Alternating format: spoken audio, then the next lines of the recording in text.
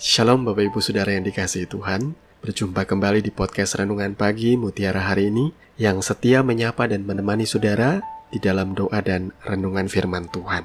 Di kesempatan pagi hari ini renungan firman Tuhan akan mengangkat tema Yudas atau Yesus yang disalibkan. Dan nas firman Tuhan terambil dari 2 Timotius pasal 3 ayat 15 sampai dengan ayat yang ke-17.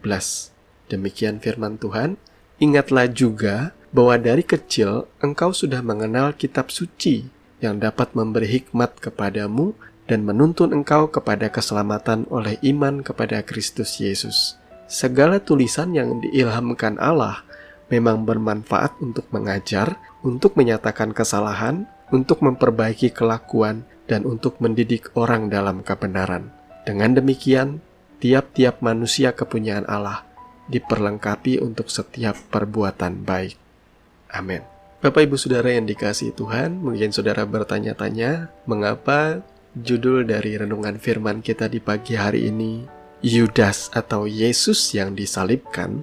Semuanya berangkat dari keresahan hati saya saat ada sebuah postingan saya di salah satu grup rohani di Facebook, dikomentari oleh akun fake yang dengan PD-nya berkata begini, kalian orang Kristen dibodohi selama ini. Bukan Yesus yang digantung di atas kayu salib, melainkan Yudas. Lalu kemudian dia memberikan kutipan-kutipan ayat firman Tuhan untuk menunjang argumennya. Nah, kira-kira kalau saudara mendengarkan statement seperti ini, apakah saudara termasuk orang yang mudah mempercayai informasi yang seperti ini? Kalau saya pribadi sih, saya cuma bisa tersenyum. Karena begini, bukan bermaksud sombong, tetapi saya sudah menamatkan Alkitab ini sebanyak 14 kali. Dari Kejadian sampai Wahyu. Ini bukanlah suatu kemegahan diri, tetapi sesungguhnya ini adalah sebuah kewajiban. Sebagai orang percaya, kita sudah seharusnya memahami kebenaran firman yang tertulis di dalam kitab suci kita. Saya tersenyum mendengarkan statement orang yang berkata, bukan Yesus yang digantung di atas kayu salib, melainkan Yudas, yang wajahnya diubahkan supaya menjadi mirip seperti Yesus. Saya justru akan bertanya balik kepada orang yang komen di postingan saya. Saudara membuat statement ini atas dasar apa? Adakah bukti sejarah, adakah catatan-catatan yang menunjang? Kalau cuma sekedar mengutip-ngutip ayat dan mulai menyimpulkan dengan pemahaman sendiri, itu jelas-jelas sudah tentu keliru. Karena masing-masing ayat-ayat yang ia kutip itu tidak bisa berdiri sendiri. Mereka ada di dalam sebuah konteks perikop yang harus dibaca keseluruhan baru maknanya jelas. Maksud ayat ini apa? Tidak bisa kita mengambil atau mencomot ayat demi ayat sesuka-suka kita tanpa melihat konteks dari kalimat di atasnya dan setelahnya.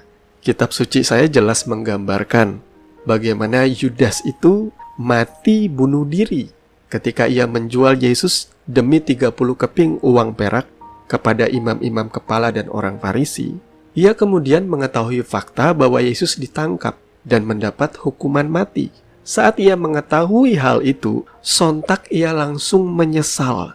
Ia sudah menjual gurunya. Dan di dalam penyesalannya, ia melempar 30 keping uang perak itu ke dalam bait suci. Kemudian ia pergi dan menggantung dirinya sampai mati. Jadi tidak ada satupun kisah atau kronologi di dalam Alkitab saya di mana Yudas itu menggantikan Yesus di atas kayu salib. Tidak ada.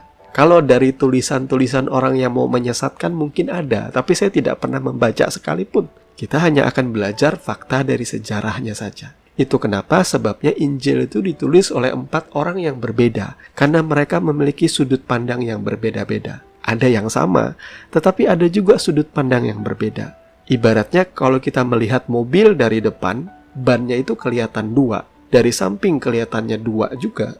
Tetapi kalau kita menyatukan image atau gambar ini, sudut pandang ini bersama-sama, kita akan melihat kesatuan bentuk dari mobil. Bahwa mobil ini sesungguhnya bannya itu ada 4. Dan Injil, Matius, Markus, Lukas, Yohanes itu menggambarkan dengan jelas pribadi Tuhan Yesus seperti apa.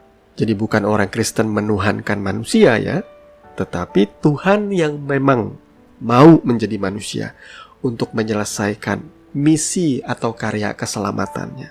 Nah, ketika Yesus mati di atas kayu salib, semua itu dikonfirmasi oleh begitu banyak orang yang menyaksikannya. Termasuk diantaranya imam-imam kepala orang-orang Farisi yang membenci dia. Para senturion atau prajurit-prajurit Romawi juga memastikan Yesus betul-betul mati. Sehingga kemudian mayat Yesus itu diberikan wewangian rempah-rempah dan dikafani. Dimasukkan ke dalam kuburan yang kalau di Israel itu bentuknya seperti gua. Nah kemudian imam-imam kepala dan orang-orang Farisi bersama-sama menghadap Pilatus. Mereka memberitahu Pilatus dengan alasan bahwa Yesus si penyesat itu sewaktu hidupnya berkata, "Sesudah 3 hari aku akan bangkit."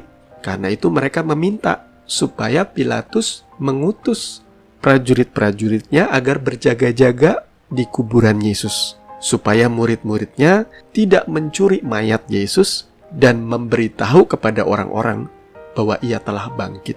Kemudian Pilatus mengutus penjaga-penjaga prajurit-prajurit Romawi untuk berjaga-jaga di kuburan Yesus.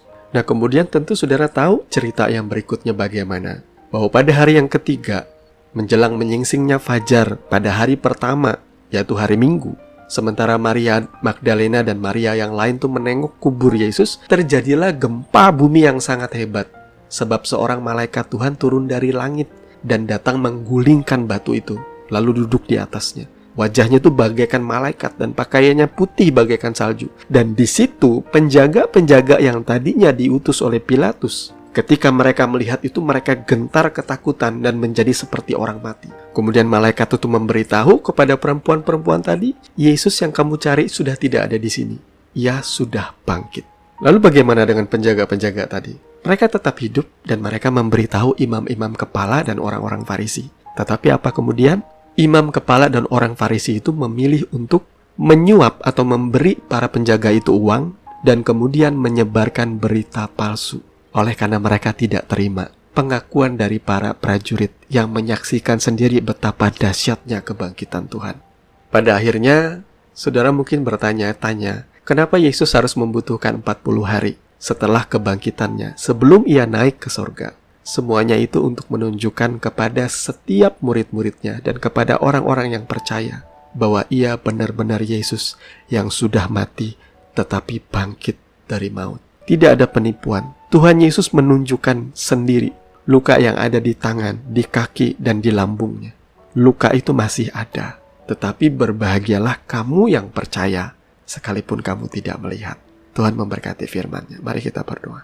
Bapa Surgawi, Bapa di dalam nama Tuhan Yesus, terima kasih untuk pagi hari ini. Kebenaran firman-Mu mencelikan mata kami, bahwa yang sesungguhnya digantung di atas kayu salib itu betul-betul Tuhan kami Yesus Kristus, yang rela mati untuk menebus dan menggantikan dosa kami. Terima kasih Bapa. Ajar jemaat-Mu untuk mengasihi dan mencintai kebenaran firman-Mu, sehingga mereka bertekun untuk membaca merenungkannya setiap hari. Terpujilah nama-Mu Bapa kekal selama-lamanya. Di dalam nama Tuhan Yesus kami berdoa. Amin. Bapak Ibu Saudara yang dikasihi Tuhan, kami percaya kebenaran firman boleh menjadi dasar dan kekuatan di dalam kehidupan saudara menjalani hari-hari yang berat ini. Sampai bertemu lagi di podcast Renungan Pagi Mutiara hari ini yang berikutnya. Kasih karunia menyertai saudara sekalian. Shalom.